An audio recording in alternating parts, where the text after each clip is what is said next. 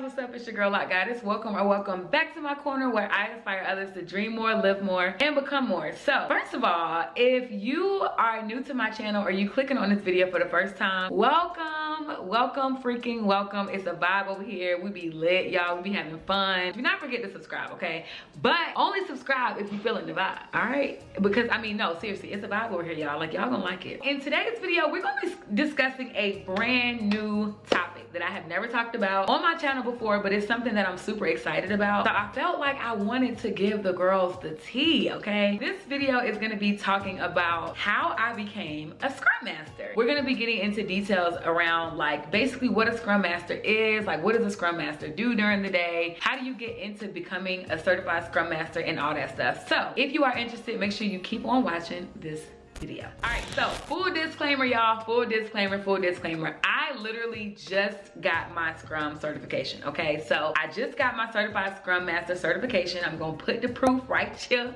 If you follow me on Instagram, you already know. I posted it on Instagram, child. I posted it on Facebook, on LinkedIn, because I was just so proud of myself. Like, I set a goal and I met that goal this year, and honestly, like, it's the best feeling ever. First of all, I'm gonna be talking to you guys about what made me want to get into, you know, like Scrum Master / project management, how I, you know, kind of got interested, what made me want to go after it, and kind of like what my journey has been like so far and what I've been doing to up my game of like really getting my dream job. The first thing I did to becoming a Scrum Master was research, okay? So first of all, y'all, I had no idea that something called Scrum or project management even existed. And the crazy thing about it is that I took a whole project management course, y'all. Like, not a course, but it was like a leadership program for like an entire year. I was a whole project manager for like 6 months out of a year in my leadership program, and I honestly had no idea back in the day what I was really doing. So I knew even when I was in my leadership program, I knew that I really enjoyed being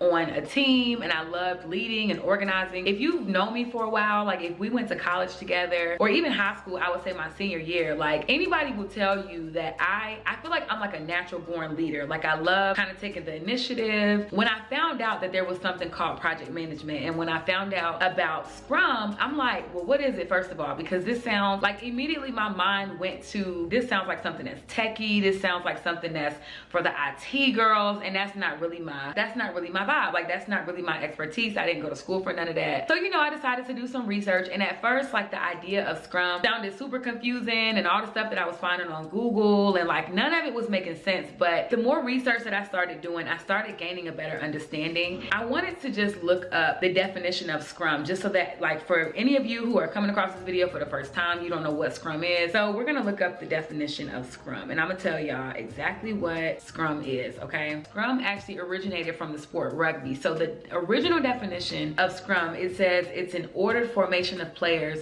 used to restart play in which the forwards of a team form up with child, first of all, no. We need a simple definition for Scrum. I don't know what that was just now. So let's look up the project management or the Agile definition of Scrum, okay? It says, in short, Scrum is a framework for effective collaborations among teams working on complex products. So with Scrum, that one is more so like you take a complex project and you break that down into smaller increments and you work on it in smaller bits. So on a Scrum team, you have 3 intricate players. You have your Scrum Master, you have your product owner, and you have your development team. So where the Scrum Master comes in and all of that, people use the word servant leader synonymously when it comes to Scrum Master, because essentially they are like the ones that they serve the team, right? Like, they make sure that stuff is on track. They are the facilitators of, you know, the whole project. They make sure things are running on schedule as far as like meeting deadlines and all that kind of stuff. So once I did more research and I really found out what a Scrum Master does, I'm like, okay, they do this,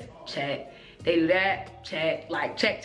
Honestly, Scrum was checking off all of my boxes. For me, I felt like that was one of the main reasons why I wanted to go after Scrum, because it essentially seemed like it was a much quicker way of getting my foot into the door and getting into that next step of what it looked like to manage projects in the long run. Now, number 2, I feel like this one is really, really big, and this is something that has really like carried me along. The number 2 thing that I would say is network. Like, listen, if you do not have a LinkedIn, what is you doing? What are you doing? Like, literally, what are you doing? And look, I ain't even gonna flex because I wasn't even into LinkedIn until I started taking project management more serious and started taking Scrum more serious. And now I'm really like a LinkedIn advocate. Like, yes, I'm out here a whole LinkedIn advocate. Now, the good thing about LinkedIn is that even if you're spending a whole lot of time on the platform, it kind of forces you to like move yourself into a place of professional development, because you start kind of seeing all these other people to network with, right? Like other Scrum Masters. You can use hashtags to look up jobs. Listen, honestly, I can make a whole separate video about LinkedIn networking. Honestly, like, you can reach out to a lot of people. And the cool thing about LinkedIn too is that you kind of learn, like, people that you went to school with, they might be in the industry that you're trying to get into, you know? So it just honestly feels good. Like, when you can network with the right people who are right here next to you. You don't gotta go all out of your way to like make a connection with like a random stranger from LinkedIn or from Instagram, or you don't gotta pay somebody $100 for a 30-minute coaching session. Like, no, I can ask my friend that I went to college with how she got into the field, and that's how I'm gonna do it. So I would say LinkedIn and networking is legitimately gonna be your best friend. So the third thing that I did in order to become a Scrum Master is I took a course. Like, you cannot just be out here calling yourself a master of something if you ain't got no background knowledge, sis. You have to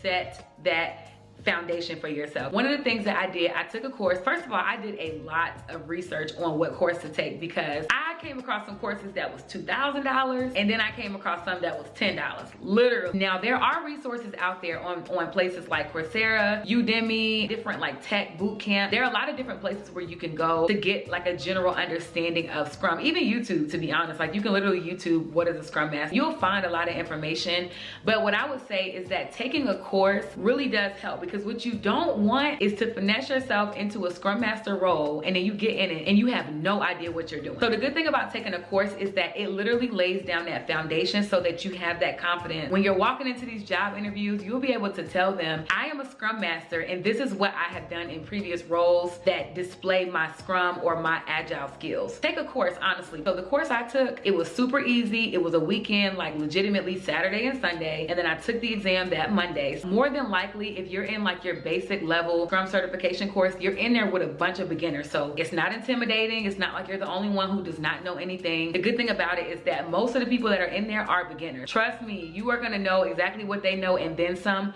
by the end of that course. The platform that I went through to take my Scrum course was called Knowledge Hut. And so I actually took the course with a certified Scrum trainer. And I'll leave his name and information and everything like that in the description box, because he was really, really good, you guys. Like, he was patient. We had a really, I feel like we had a really bomb class. Like, we all meshed and gelled really well together. Like, we worked cohesively. Listen, this ain't sponsored, nothing like that. He didn't ask me to come on here and do this review. Honestly, it was just a very, very positive, organized experience. Like, 10 out of 10, would definitely recommend that y'all take his course. And shout out to my girl Helen, because through her is how I found this course. So you definitely want to make sure that the course that you take is taught by a person who's a certified Scrum Master or Scrum trainer through scrum.org or Scrum Alliance. Don't just be out here paying $10 to somebody or be paying $500 to somebody's name is not listed on the Scrum website, because then you're gonna be out here looking crazy. So the number 4 thing that I have done to become a Scrum Master, I have done a lot of revamping and redoing and revamping again and redoing again of my LinkedIn and my resume. So I know I talked a little bit about LinkedIn earlier, but yeah, so I would say for me, another way that I've really kind of built my network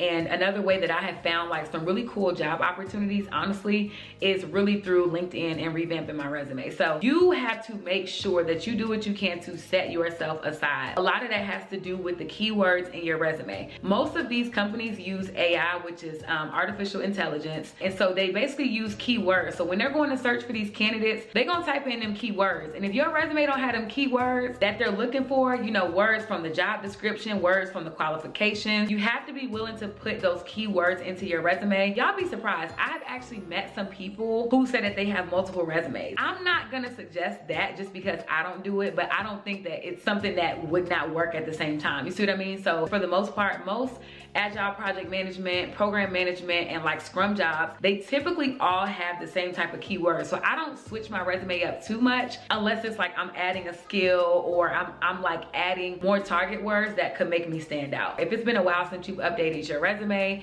I would highly, highly, highly suggest that you get in touch with either maybe like a Scrum Master who also does like resumes, or maybe a project manager who also does resumes. And last but not least, so this is one that I would say I didn't think about before. So my 5th point is to volunteer. Like volunteering, I feel like back in the day, it was a little different, right? Because a lot of times volunteering basically meant going in person to do stuff. Like maybe you're helping out at the food bank, or you know, you helping out at church, doing something like that. But the cool thing about 2022 is that you can volunteer your skills virtually, which is super cool. I came across a website called catchafire.org, and I found this website through Instagram. Like there's an Instagram reel that my sister tagged me in. So when I went and looked up this website, it's called catchafire.org. I'm gonna put it on the screen for y'all. But Catch a Fire is super cool because you sign up, it's free, you don't gotta pay nothing or nothing like that. It's basically you're offering volunteer work to nonprofits who are in need. And most of these nonprofits are startup organizations. So you can choose which project you wanna volunteer with and what type of project. So if you guys did not notice about me, I really love graphic design. And so like, for example, 2 of the projects that I've worked on recently, I've basically helped 2 nonprofit organizations create, you know, I've kind of created like infographics, I've created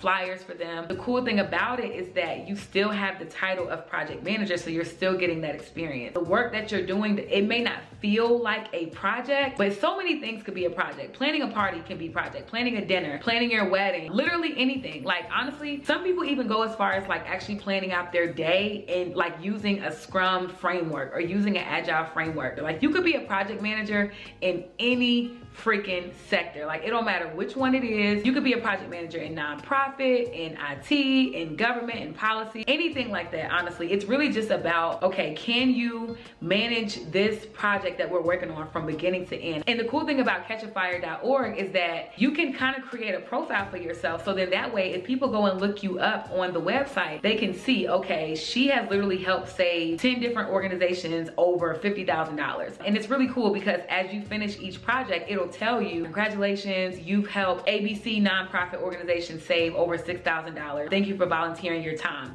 And so, you know, I know a lot of people probably look at it like, girl, volunteering, like I ain't got, well sis, I'm gonna tell you like this. First of all, sometimes you really do have to make that, not even sometimes, most times to get what you want, you have to make that sacrifice, even if it's like an hour a week. Most of the projects that you work on with Catch a Fire, you pretty much set the time frame. And if you're working with a nonprofit who needs something a little bit sooner, you can have that meeting with them up front to ask them like, hey, how much time do I have to work on this project? So honestly, I feel like catchafire.org, and I'm pretty sure, I think like Volunteer Match is another website where you can kind of do virtual volunteer. These are things that I would say could really, really help you out. And you can honestly list these on your resume under the under your work experience. Volunteering does not have to look like you giving 20 hours a week. It can legitimately be 1 hour a week, but you're being very consistent with that 1 hour. You're building rapport with these new organizations. And again, by the time you connect with some of these people, some of these owners on these at these nonprofits, you connect with them on LinkedIn, next thing you know, they're reaching back out to you for a job because you volunteered with them. I'm just saying, y'all, okay? The math is starting to make sense, okay? That's kind of the key on how I became a Scrum Master. So I hope that you learned something. I've actually really been enjoying like giving these like career advice type of videos. So if you guys are liking them, make sure that you share this video with somebody who's interested in getting into Scrum. And I know I didn't mention it yet, but baby, the coin of becoming a Scrum Master, like I can't wait to come back and give you guys the tea because I'm speaking it into existence. I'm gonna get the role that I want. And I forgot to mention that, but the cool thing about Scrum Masters is that they make coins, so you can literally get paid for doing what you love. Like if you like leading, working on teams, organizing, all that good stuff, get you a Scrum certification, girl. Do not wait. Get your foot in the door, get your Scrum certification, network with the right people so that you can get your job, period. So that's gonna be it for this video, guys. Let me know down below if you, first of all, if you're a Scrum Master, let me know what your journey kind of looked like, or if you're interested in Scrum or like Agile project management, anything like that, let me know. Let's communicate, let's connect. So that's gonna be the end of this video, guys. I hope you guys enjoyed it, and I will see y'all in my next one.